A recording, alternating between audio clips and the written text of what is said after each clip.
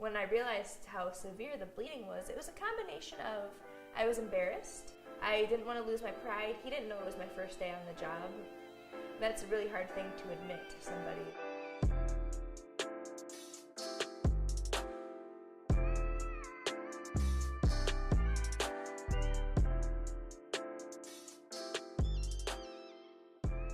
The reason I went to cosmetology school was because I didn't know what I wanted to do with my life, and I liked to do my own hair, so I figured I'd probably like to do everyone else's. When I got my cosmetology license, I didn't feel prepared at all for going out and working in salons. Pretty much when you go to cosmetology school, it's just to learn like the bare minimum basics of hair cutting. I had never even heard of the barber shop called Big League Haircuts until one of my teachers in school, actually, she told me she worked there. Well, my first day wasn't so bad. I started there before I got my license. I was just working as a receptionist, and I would also shadow the other stylists, which is basically I would just stand there and watch them. A lot of the girls there had their own clientele, so people already had appointments booked and things, but there was a lot of walk-ins that would come through. So my very first client was a walk-in. I don't remember his name, but he was puffing his chest out and had this dumb look on his face, and his hair was all spiked. He was really tan. He kind of looked like a Jersey Shore guy. And so I just start going. I'm cutting his hair, we're talking, everything's fine. He's telling me about how he's a male model. He's gonna go move out to California next week. I was just in my head, I'm thinking, oh God, I can't wait for this to get over. But because we were talking and because I realized he wasn't intimidating, he really just was a goofball, it really helped take away my nerves.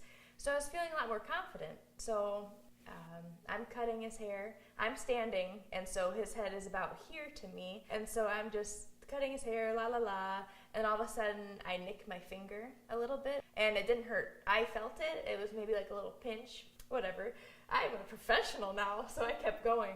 It was probably at least a minute or two went by, and so I'm cutting his hair, and all of a sudden there's blood just trickling down my arm, and I look, there's blood all over his hair, and I'm like, what'd I do?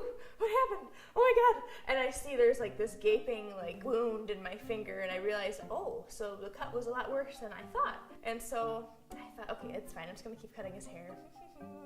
And it's all down my arm excessively, and I thought, it's okay.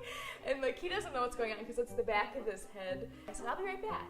I excused myself and I went to the bathroom, and I'm frantically just trying to clean myself up, trying to stop the bleeding, and it would not stop bleeding. And I was so frustrated. I was probably gone for 3 or 4 minutes, which when you're getting a haircut and your hairdresser disappears, you're just... So finally, one of my coworkers came to look for me. They knocked on the bathroom door, I let them in, and they're like, is everything okay? I said, yeah, I just cut myself. And I was trying to stop the bleeding. He's like, it's fine, just wrap it up and you're fine. So I didn't think anything of it. I put a Band-Aid on. I went and I finished that man's haircut. I never told him there was blood in his hair. I did give him a shampoo. It's probably not sanitary, but it was fine, and I sent him on the way. Everything was good. I was glad to have gotten it over with, and it kind of helped get me in the groove for the rest of the day. Being in denial, not really being able to admit to myself and to him that I was brand new and I was really scared.